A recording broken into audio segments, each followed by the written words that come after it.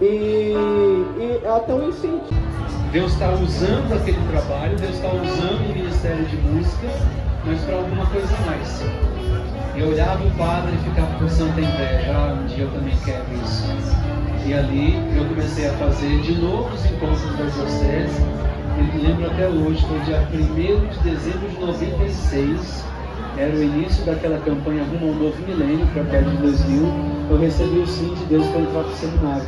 Fiquei muito feliz, entrei para a diocese de São José dos Campos, fiz a etapa do propedêutico, 3 anos de filosofia, que era a faculdade ligada à PUC de BH, e vivi aquela experiência muito bonita nas pastorais, lá desde o propedêutico já vai para a pastoral, sai da casa, sai da paróquia de origem, já faz experiências, fiz experiência em paróquias de São José, Jacareí, todas maravilhosas. Quando terminou a filosofia, no final do ano de 2000, recebi o diploma, meu reitor me chama no dia seguinte e fala: você não tem vocação, você vai ficar pelo menos um tempo fora do seminário, porque a gente não vê vocação em você ainda está imaturo. Victor, aquilo que eu falei lá do primeiro seminário, ele estava certo.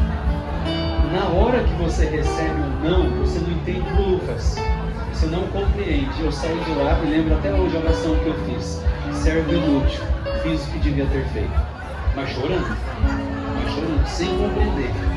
Confesso que até um pouco de raiva de não compreender aquele não, mas depois eu olho para trás e vejo, eu era tão serelepe que na época do nosso convocação, lá tinha outro nome, nem lembro, não lembro mesmo, mas era dentro do seminário, tinha jogo de futebol, padres contra seminaristas, e tinha uma festa, um palco tinha uma festa. Toda a diocese, inclusive, voltar, tá bom? Se tiver algum papo aí, as conselheiras é meu joelho tiver vamos voltar por isso. E era bom aquela experiência, né?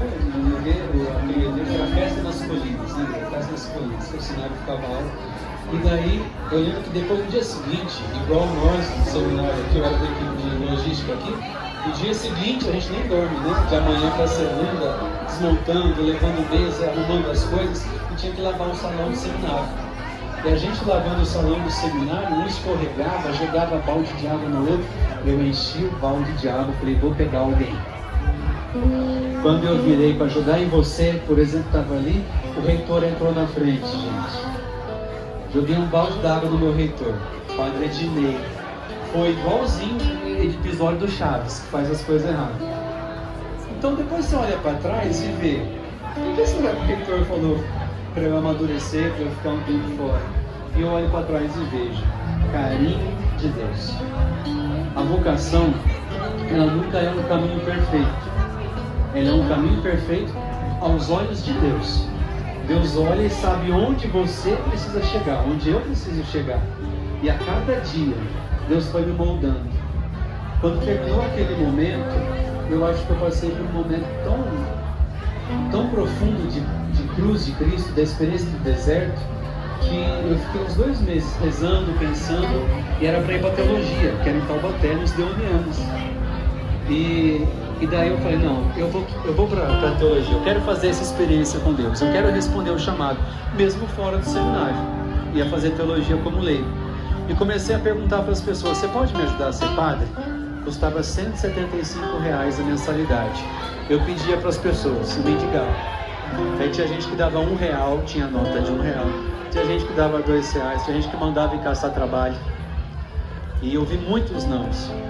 E falei: mas agora eu consegui o valor, vou lá. Eu lembro que era o Padre Joãozinho, cantor. Falei: Padre Joãozinho, a história é assim, assim, essa. Eu vim aqui com um passo na fé. Ele falou assim: graças a Deus, para Deus, essas coisas tem muito mais louvor, né? Aquele jeitinho do Padre Joãozinho. E eu falei: glória a Deus. Então vamos começar. Se um sacerdote disse que é vontade de Deus, eu confio. E a cada mês, durante 2 anos, meus 2 anos de primeiro de teologia foi como leigo, lá em Taubaté. Nos 13 primeiros dias eu consegui uma casa de uma mãe seminarista. O seminarista tinha ido para um seminário distante, em Lavras, e eu dormia lá. Arranjei lugar para dormir, mas não tinha onde comer. E daí eu lembro até hoje que eu passei fome 13 dias. E ali, aquela experiência de você querer um prato de comida e não poder. Aquilo foi muito forte para mim. Eu lembro que eu saí da faculdade de União e fui para o centro da cidade, ajoelhei numa igreja, falei: Senhor, se eu estou errando em tentar responder o meu chamado, me mostra.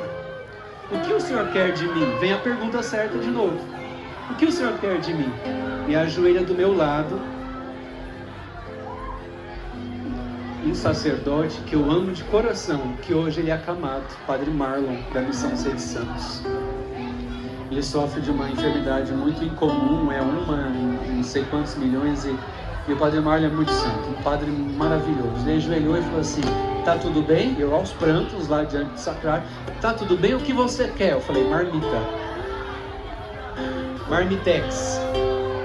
Ele foi, ele me deu.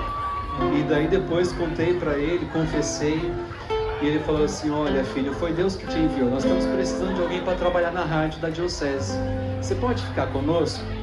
Eu falei: nossa, é graça de Deus. Então arranjei lugar para comer.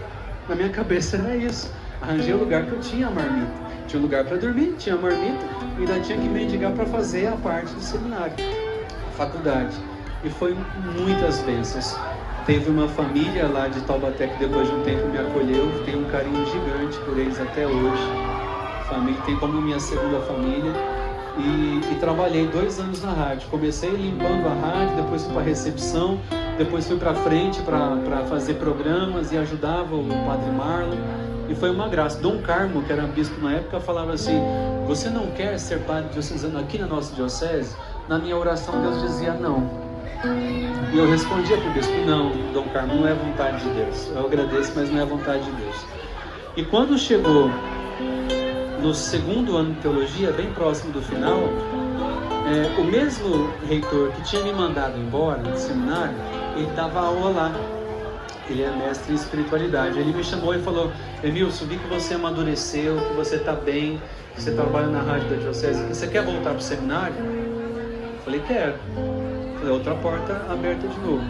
E ele colocou como condição deixar a rádio, deixar a família que eu morava, deixar a faculdade e voltar para São José dos Campos. E aí eu voltei. Quando eu voltei, ele me chama, depois de alguns meses, 2 meses, ele me chamou de volta na catedral da cidade. Era ele e o pároco da catedral, e falaram: olha, você não vai ser aceito de volta na diocese.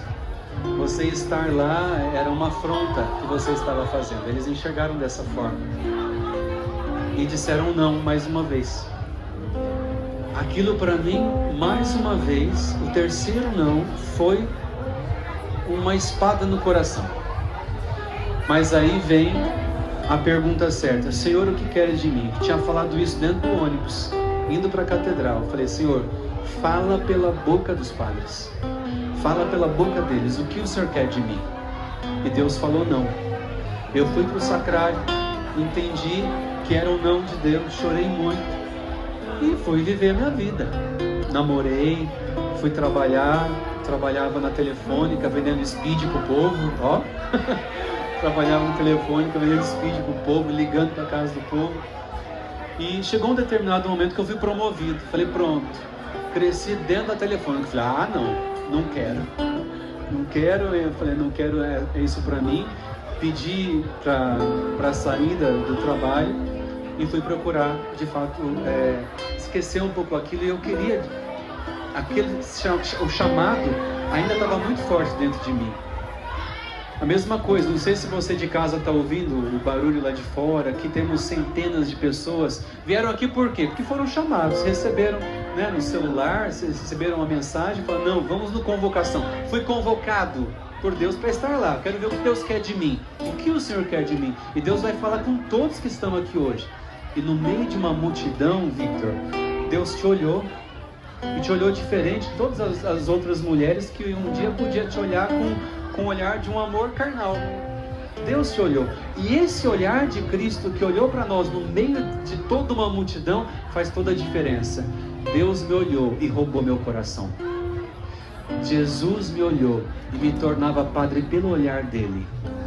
O sacerdócio não se faz o diácono Tiago está aqui, os outros diáconos estão aqui. Não vai se fazer no dia 5 de novembro. Foi sendo construído desde o primeiro olhar de amor de Deus por nós.